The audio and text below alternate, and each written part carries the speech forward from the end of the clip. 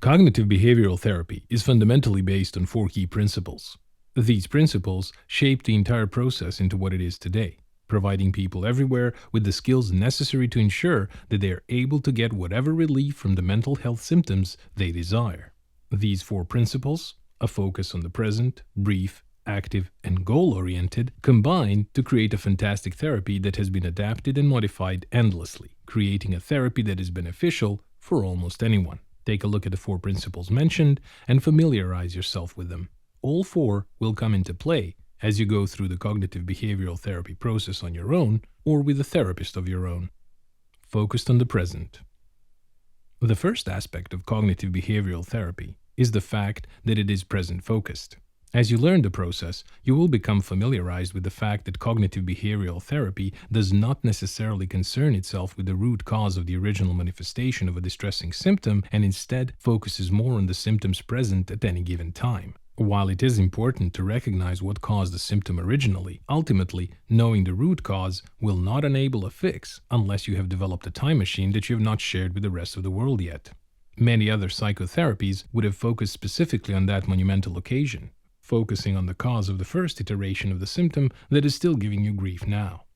However, cognitive behavioral therapy recognizes that the trauma, or whatever else it was that caused your initial onset of symptoms, is important.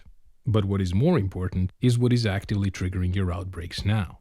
When you understand what is currently triggering you, you are able to make appropriate adjustments to current thoughts and feelings to avoid future instances of being triggered. You will be able to make any changes necessary, and in doing so, you are able to ensure that you can mitigate future outbursts. Brief. Next, cognitive behavioral therapy is brief. It is incredibly brief for what it is. The average cognitive behavioral therapy treatment is, on average, 12 sessions long, with some lasting as little as 6. Many other forms of psychotherapy take years in comparison to get the same result. The reason cognitive behavioral therapy is so effective at getting through the process while leaving lasting results is that cognitive behavioral therapy makes it a point to teach skills. Rather than slowly guiding the individual through solving each and every problem that comes his or her way, the therapist focuses on developing problem-solving skills that can be used in a wide range of situations. These skills can be used to fix most of the problems that a patient is likely to encounter, and in doing it this way, the patient ensures that he or she is capable of handling nearly anything life throws at him or her. Of course, not everything will always be able to be handled by the methods taught, and in those instances, it is, of course, encouraged to return to the therapist for more skills. Sometimes, you will not have the skill you need, but most of the time, you will. Because cognitive behavioral therapy focuses on that sort of action plan, it is able to avoid becoming a constant trap in which symptoms repeatedly arise, and the only way the patient can solve them is through more therapy. Of course, the more therapy, the more lucrative for the therapist. But ultimately, the effectiveness of cognitive behavioral therapy is incredibly attractive to insurance companies and individuals who are paying out of pockets themselves. Active. Cognitive behavioral therapy is also active, meaning it focuses almost entirely on doing things that will change the thoughts, feelings, behaviors cycle that was previously mentioned. In being active, the patient is primarily responsible for the setting of a goal and actively striving to achieve it. They are doing this through the process of setting a goal in order to encourage them and following through to see the desired changes. Rather than talking through feelings, cognitive behavioral therapy patients make real changes to their perceptions and actions in the world around them. They are able to encourage meaningful changes that enable them to be far more productive and capable of success in society than people who instead focus on other forms of psychotherapy.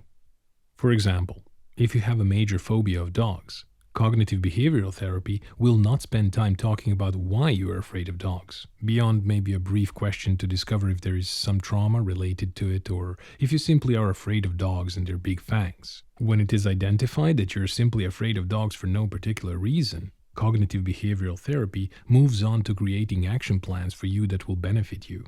Through these action plans, you are able to better strive for the result you want, which in this case is to be able to see a dog without immediately freaking out. You develop a method to ground yourself when you feel your phobia taking over and encouraging your fear behaviors.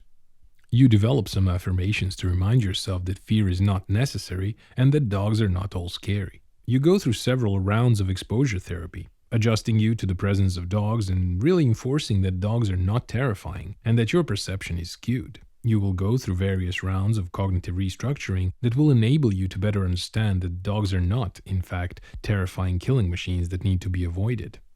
Through this active approach from all angles, you are able to defeat your phobia of dogs with relative ease compared to other methods. Goal orientation. This has already been briefly touched upon, but cognitive behavioral therapy is also primarily goal-oriented. This means that patients are always striving towards a goal of some sort. Perhaps the biggest component of the cognitive behavioral therapy process is identifying a goal that drives you forward, encouraging you to work toward bettering yourself in some way, whether it is learning to understand and overcome your current fears or to somehow stop having constant anger outbursts. Goals enable you to tackle thoughts and behaviors with ease, recognizing that feelings are not appropriate goals to set.